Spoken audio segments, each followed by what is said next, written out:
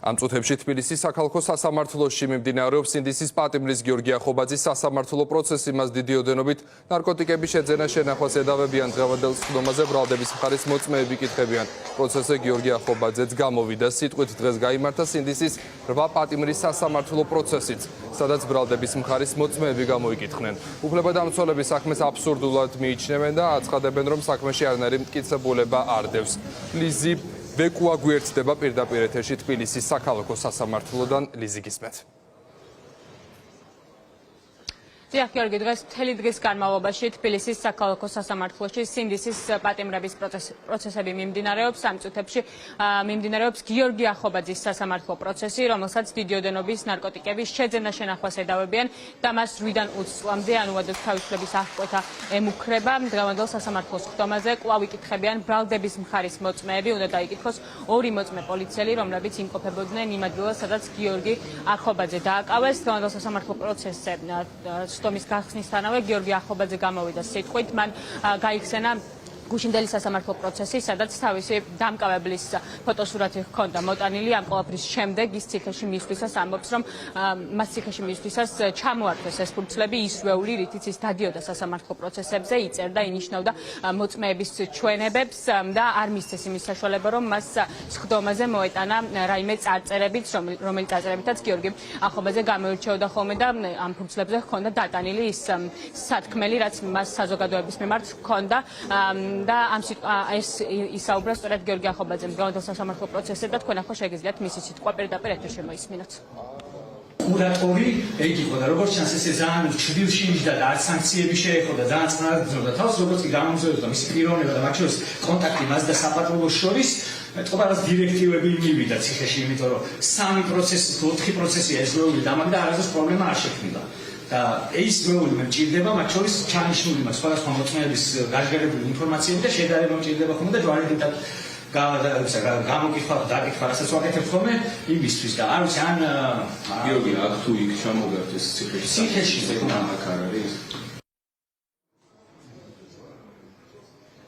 რამდენიმე საათის განმავლობაში მიმდინარეობდა თბილისის საქალაქო სასამართლოში ინდისის 8 პატიმრის საქმეც, ის რამდენიმე წუთის წინ დასრულდა.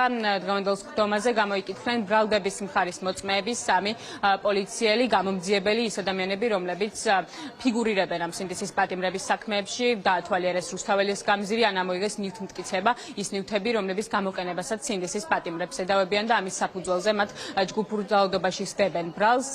დღევანდელ სასამართლოს სხდომაზე ბოლო მოწმე იყო ზვიად ცეცხლაძის დამკავებელი კონსტანტინე კერესელიძე, რომელსაც თავად ინდისის პატიმარმა დაუსვა კითხვები. ის ეკითხებოდა იმ გარემოებების შესახებ, როდესაც მასთან სახლში ჩხრეკისას ხდებოდა, ეკითხებოდა თუ რა ვითარებაში მოხდა ზვიად ცეცხლაძის სახლში ნივთმტკიცებების ამოღება და ახლა თქვენ შეგიძლიათ ზვიად ცეცხლაძის და ამ მოწმის საუბარიც მოისმინოთ პირდაპირ ეთერში. უთხოვით, ხო არ გახსენდებათ, რომ ეგ ბოთლები ოთახის ერთი სივრციდან მეორე სივრცეში გადაადგილდა. გადაადგილდა იმ დროს, როდესაც ვინაიდან იქ სადაც აღმოჩენილი იქნა არ იყო საშუალება დაალაგების და ასე შემდეგ, გადმოტანილი იქნა შიდა სივრცეში მისი აღწერის მიზნით რა. თქვენ როდესაც ეგ ბოთლები აღმოაჩინეთ, რომელ სივრცეში იმყოფებოდი მე? მისაღებ სივრცეში თუ არა, თქვენ ამბობდით, რომ ზოგადად როცა იჩხრიკებოდა, იქ იყავითო. და მე ჩხრეკა ჩემ შემთხვევაში 2 ნაწილად არის გაყოფილი. მართლა ჩხრეკა როდესაც ჩატარდა და მეორე უკვე როდესაც ბოთლები აღმოაჩინეთ. და გეკითხები თუ გახსოვთ. როდესაც მისაღებ ოთახში ამბობთ, რომ აღმოაჩინეთ ბოთლები. მაგ დროს მე მისაღებ ოთახში ვიყოფებოდი თუ საძინებელ ოთახში? კიდევ ერთხელ გაგიმო. ამაზე განმარტება კაცო. მე კონკრეტულ კითხვას სვამ, კონკრეტულ ბოთლებთან დაკავშირებით მე მაშინ როდის ვიმყოფებოდი. მნიშვნელობა კონკრეტული ძალიან მნიშვნელობა რა აქვს მაგას ჩვენ განსაზღვროთ ბატონო კონსტანტინე, თქვენ უპასუხებთ კითხვას. ხო, გამომარტე რომ მის გარეშე არც ერთი მომენტი არ ჩატარებულა, არც იმყოფებოდა იქ, საიდანაც ამოღებული იქნა შესაბამისი ნივთები.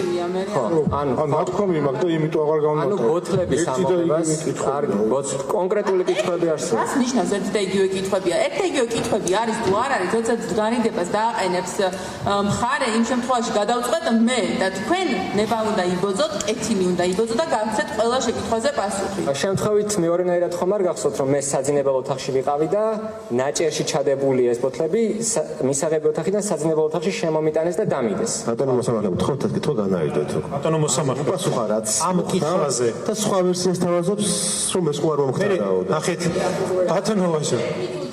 ნუ კამარ. პოზიციამ უნდა დავაფიქსირო. არა, გამიდა პოზიციის დაფიქსირება. ძალიან კარგი. აღნიშნულ შეკითხვასთან მიმართებაში გაიცით პასუხი.